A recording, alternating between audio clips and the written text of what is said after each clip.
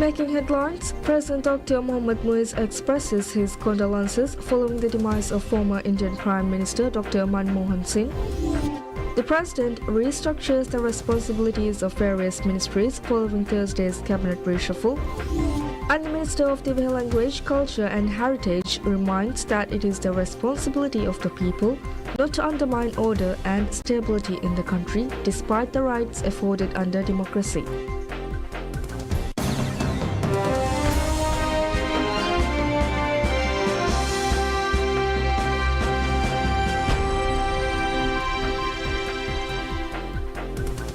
Bismillahirrahmanirrahim. Assalamu alaikum and welcome to PSM News in English with me, Idham Naim. President Dr. Mohammad Muiz expresses his condolences following the demise of former Indian Prime Minister Dr. Manmohan Singh. Dr. Singh, who served 2 terms and played a pivotal role in liberalizing India's economy during his tenure as Finance Minister, passed away at the age of 92. In a post to social media, President Dr. Mohammad Muiz extended condolences to the family of Dr. Singh and the Indian people. President Dr. Muiz expressed that on behalf of the Maldivian people and himself, he joins the people of India in mourning the passing of former Prime Minister Dr. Manmohan Singh. In his message, President Dr. Muiz also highlighted the visit by Dr. Singh to the Maldives in 2011. He mentioned that Dr. Singh's historic visit in November 2011 marked a significant milestone in advancing the nation's economic and social development. Dr. Muiz emphasized that Dr. Singh's commitment to progress and his leadership in strengthening the Look East policy played a pivotal role in fostering development and cooperation across the South Asian region. Dr. Singh, an economist turned politician who also served as the governor of the Central Bank of India, was ailing and admitted to the All India Institute of Medical Sciences in New Delhi late on Thursday. His health deteriorated due to sudden loss of consciousness at home. He was being treated for age-related medical conditions. A mild-mannered technocrat, Dr. Singh emerged as one of India's longest-serving prime ministers, leading the nation from 2004 to 2014. He was widely respected for his great personal integrity. After stepping down from his role as prime minister, Dr. Singh maintained a low profile. He is survived by his wife and 3 daughters. President Dr. Mohammad Muiz restructures the responsibilities of various ministries following Thursday's cabinet reshuffle. This decision was made under the authority granted by Article 116A of the Constitution of the Republic of Maldives, according to the President's Office. According to a directive issued by the President's Office, the Ministry of Finance and Planning will now oversee land use, urban development, national development planning and statistics responsibilities that were previously managed by the Ministry of Housing, Land and Urban Development. The Ministry of Construction, Housing and Infrastructure, formerly known as the Ministry of Construction and Infrastructure, will now be responsible for formulating housing policies, including those related to social housing. The President also announced that the Maldives Bureau of Statistics, which was previously under the Ministry of Housing, Land and Urban Development, will now operate under the Ministry of Finance and Planning. President Dr. Muiz reshuffled his cabinet on December 26. As part of the reshuffle, Musa Zamir was appointed as the Minister of Finance and Planning, Dr. Ali Haider Ahmad as the Minister of Higher Education, Labour and Skills Development, Dr. Maria Maria as the Minister of Agriculture and Animal Welfare, and Dr. Abdullah Muttalib as the Minister of Construction, Housing and Infrastructure. The appointment letters were presented to the cabinet ministers at a ceremony held at the President's Office on Thursday morning. After taking their oaths and signing the oath of office, the President met with the ministers and urged them to structure the operations of the newly formed ministries in a way that minimizes disruption for staff being transferred. The government of the Maldives strongly condemns the recent storming of the Al-Aqsa Mosque by the Israeli Minister of National Security, accompanied by the protection of Israeli occupying forces. A statement released by the Ministry of Foreign Affairs read that such recurrent attempts to alter the religious and historical status of Al-Aqsa are not only provocative but also constitute severe violations of international law. It further read that these actions represent an affront to the rights of the Palestinian people and to over 2 billion Muslims worldwide. The Maldives reiterated its call upon the international community to take immediate and decisive measures to prevent further acts of aggression against religious sites and to uphold respect for international law and human rights. Furthermore, the government of the Maldives emphasized that a lasting and sustainable peace can only be achieved through the establishment of an independent and sovereign state of Palestine based on the pre-1967 borders with East Jerusalem as its capital. Minister of Divehi Language,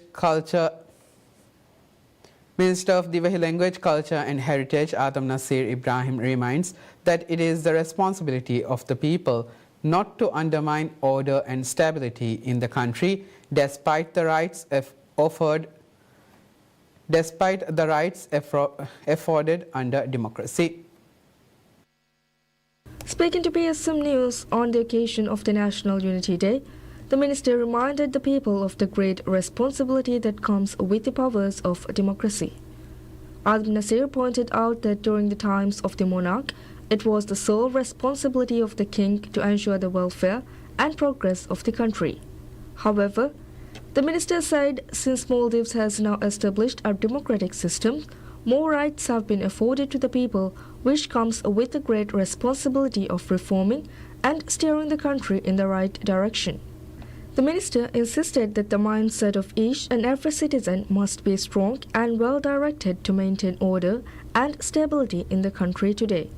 In that regard, he reminded the people that how you represent the country when abroad, the patriotism one demonstrates, and how one maintains morals and behavior are pivotal to maintaining order and stability that can be seen in the history of the Maldives. The minister said when the National Unity Day is being celebrated to remind the bitter memories of the 2004 tsunami, the Maldivian people must remember that we are one people in so many aspects. Therefore, the disaster of 20 years ago demonstrated the brotherly relationships and unity that have always existed among the Maldivian people. Mr. Adam Nasir said despite the changes we witness in the modern world, the unity demonstrated by the Maldivian people on that day 20 years ago will forever remain with them. The Maldives Police Service MPS conducts a series of raids on the residence of two former senior officials of the Road Development Corporation RDC as part of an ongoing investigation into allegations of corruption and embezzlement of state funds. The operation targeted the residence of former RDC Managing Director Musa Al Manik and former Chief Financial Officer CFO Yasir Hassan. In addition to Manik's residence, police officers raided two locations associated with Hassan. During the raids, electronic equipment belonging to the two individuals were seized, although the police have not disclosed the specifics of the confiscated devices. The allegations center around payments made from RDC to private companies connected to both Manik and Hassan during the previous administration led by the now opposition Maldivian Democratic Party MDP. The MPS launched its investigation into these allegations in November 2023. Further allegations suggest that approximately $908,265 was deposited into the personal bank account of one of the senior RDC officials during the previous government. According to the police, they have found evidence indicating that three individuals were involved in the alleged embezzlement of these funds, which were circulated between their private bank accounts. Approximately $713,187 was deposited into the bank account of one suspect, while another $259,504 was deposited into the accounts of the other two suspects. Police also revealed that 216 transactions were made from the RDC's bank account to the account of one suspect during the period in question. They are currently investigating a number of other transactions related to the various individuals connected to these activities. Police also alleged that some of the embezzled funds eventually ended up in the bank accounts of leaders of the former government and their associated private companies. The Maldives posts a revenue of around USD 16.1 million from imports and exports in November. According to statistics from the Maldives Customs Service, imports excluding fuel remains largely the same compared to last year, with goods worth USD 220.5 million. However, with fuel, imports in November are down, totaling USD 259.4 million compared to USD 278.9 million in November of the previous year.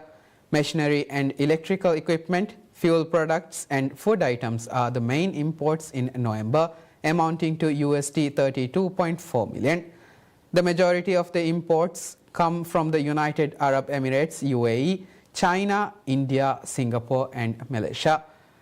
The major importing countries are the UAE with USD 6.7 million, China with USD 39.4 million, India with USD 37.7 million, Singapore with USD 16.4 million and Malaysia with USD 10.8 million.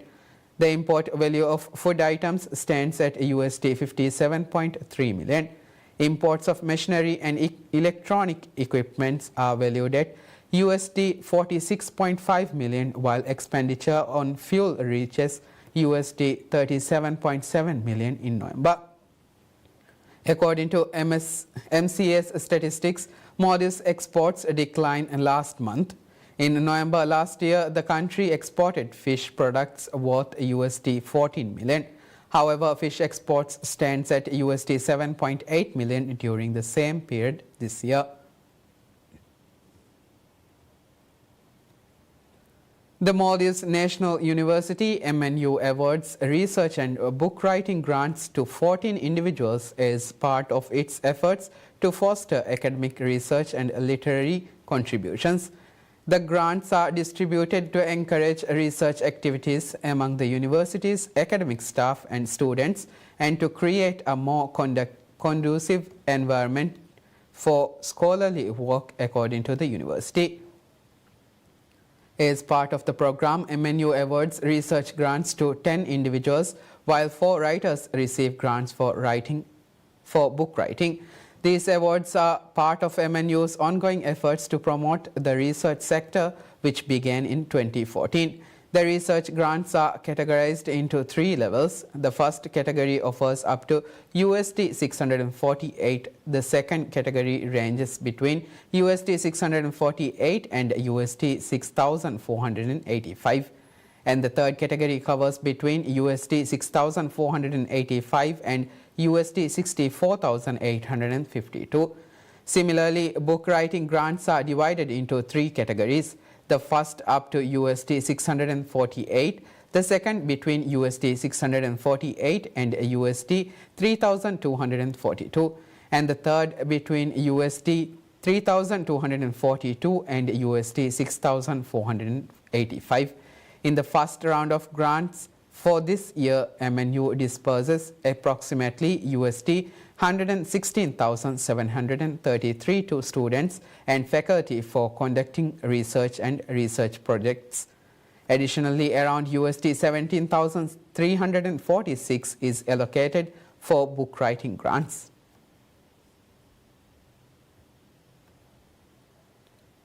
The Maldives National University MNU announces the call for abstract submissions for the upcoming Teveli International Conference, scheduled from 18 to 20th August 2025. The conference, established in 2017, will focus on the theme Evolving Paradigms, Merging Research, Evidence and Practice. This year, MNU introduced a new feature, the Student Research Symposium. This inaugural event aimed at promoting research and scientific writing among MNU's degree students will take place on 18th August 2025. The symposium is part of MNU's efforts to foster a research culture at the university. Keynote speeches will be delivered on 21st August 2025, concluding the conference. The symposium will be student-organized with collaboration from faculty. Research papers can be submitted in Divehi, English or Arabic. The conferences will feature awards for outstanding paper and early career research. Abstracts are due by 31st May 2025, with full papers due by 30th June 2025.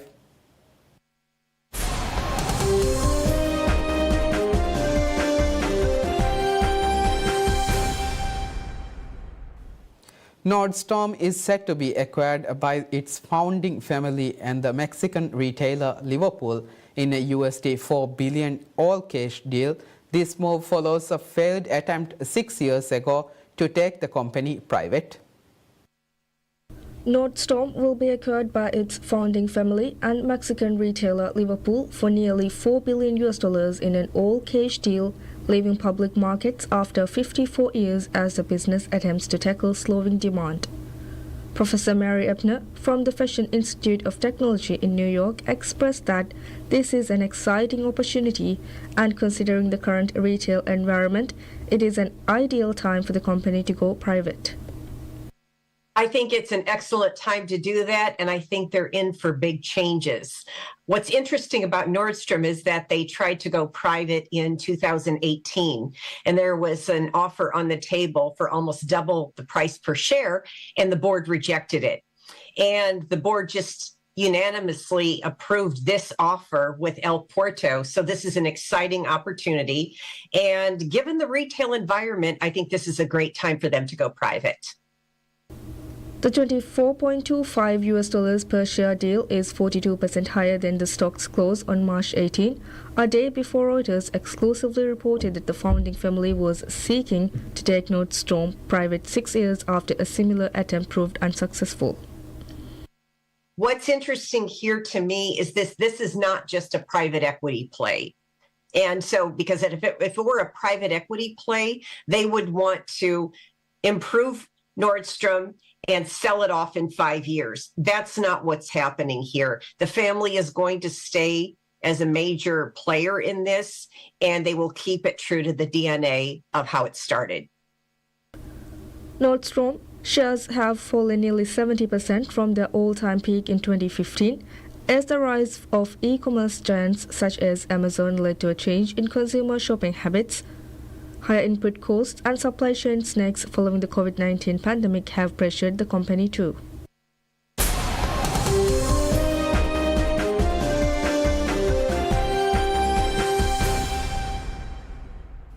India Prime Minister Narendra Modi led tributes on Friday to Dr. Manmohan Singh as the country began a 7-day mourning as a mark of respect on the passing away of the former Prime Minister.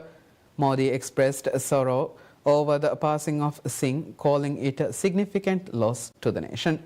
India's national flag was seen at half-mast at Indian Parliament, Presidential Palace and state government buildings across the country as a mark of respect. Described as a reluctant king in his first stint as Prime Minister, the quietly spoken Manmohan Singh was arguably one of India's most successful leaders.